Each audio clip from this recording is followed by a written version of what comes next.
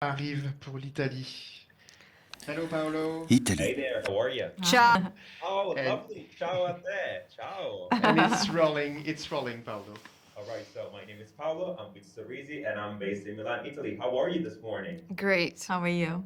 I'm great, thank you. Super excited to talk about this show. So let's start with you, Diane. Who is Madame Rosemonde? Hope I said that correctly. In your own words, and how would you describe this character? Madame de Rosemonde is Valmont's aunt, and she is maybe one of the first women that I know of who has chosen to live her life pretty much like a man of that time. She has chosen not to marry. She is wealthy on her own to a certain extent. She chooses her own lovers. She's a libertine. She's in control of her own sexuality and her own life to a certain extent. She uses men to finance her wishes and her dresses, but she's come to an age where she's being less invited into the societal parties and fun because it's a very youth-obsessed society, even more so than today. When she meets very young Isabelle d'Assonville, who is a young girl that was duped by my nephew into a fake marriage, and I take her under my wing to use for my own Machiavellic interests. Ooh, Machiavellic, love that. Now, and Anamaria, tell us about Isabelle and what is new with her in this new iteration. What's new with her?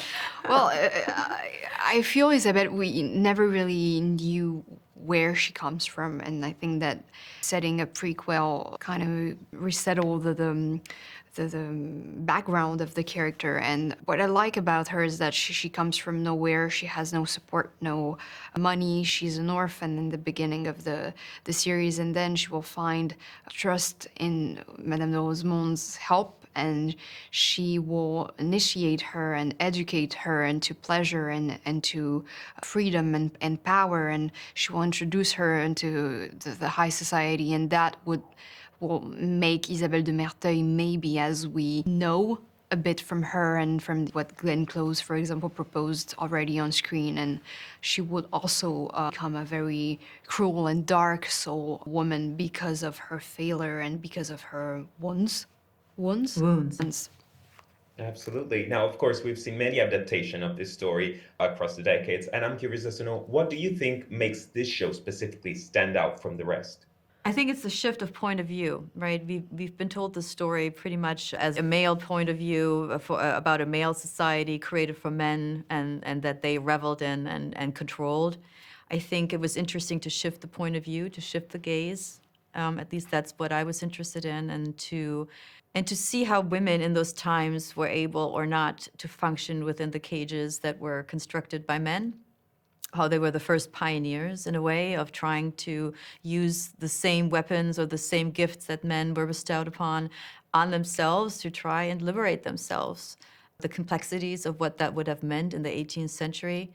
And here we are sitting today, two pretty modern women of two different generations, still intrigued by the ones that came before us. So. Absolutely. What about you, Anamaria?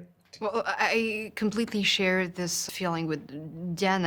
I feel it's so fascinating to see that now we have models to rely on, and some women already paved the way for us. But back then, there was a woman that one day didn't want to continue this participate to that system anymore, and she said stop, and she reinvented rules, and she reinvented codes that are helpful for us today, and I am a result of their battles, and it's fascinating.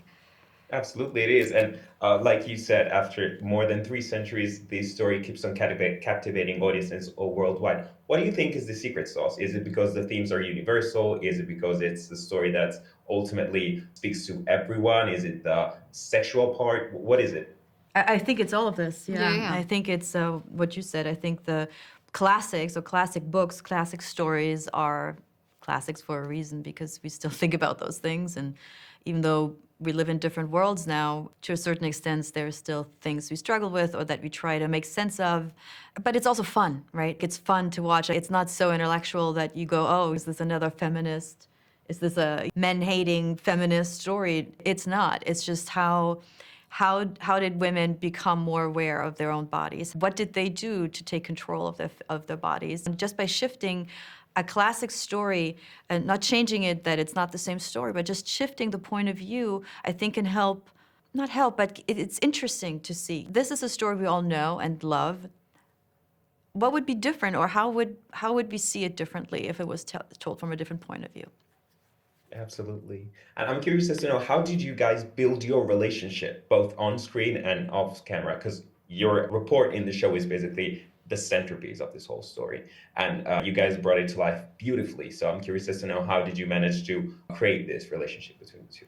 Well, first of all, thank you. Well, I think it came pretty naturally. The relationship with Diane really, I was, as Isabelle de Merteuil is with Rosemonde, pretty fascinated by Diane, by her aura, her magnetism, her charisma. I always say the same things, but I really mean it, because she intimidated me in the beginning. But then I discovered the immense technical actress she is. She's very technique, and she's very smart and brilliant, and she always goes under lines, and she always brings nuances and subtleties. Subtleties, I don't know how subtleties, and she really, her interpretation of her character really helped me build the vision I had of the relationship in between my character and hers, and I think it was really, in real life, I was feeling somehow what my character felt for her.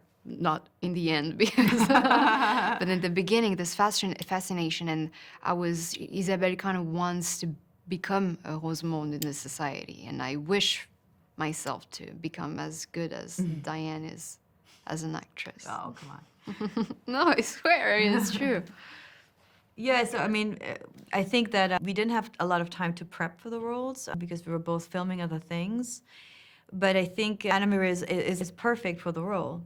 She was truly, the first day of filming was the scene when she breaks the window and she comes into into my house. And from that moment on, I knew it was going to be great. She was just so, because at first, when I first read the script, I was like, obviously she's a beautiful woman, but what is it, apart from her obvious physical beauty, is it that Rosemonde sees in Isabelle? Because it's so, how do you define that? And then the minute you did it and you came in looking like a chicken that was plugged with that rage and fury and this rage of injustice that was done to her, and that only an actor can bring, right? And Anamaria has that, and she's such a smart person in real life. Like it's fueled by that, right? And she's so modern. So I think it was an obvious tic-tac-toe that we were about to play. Yes. That's wonderful. She has that je ne sais quoi, right? Je ne sais quoi. Absolutely. I'm afraid my time is up, but thank you so much, Anamaria. Thank you, Diane, for talking to me. Thank you. Appreciate it. Thank you. Ciao. Ciao. Thank you so much, Paolo.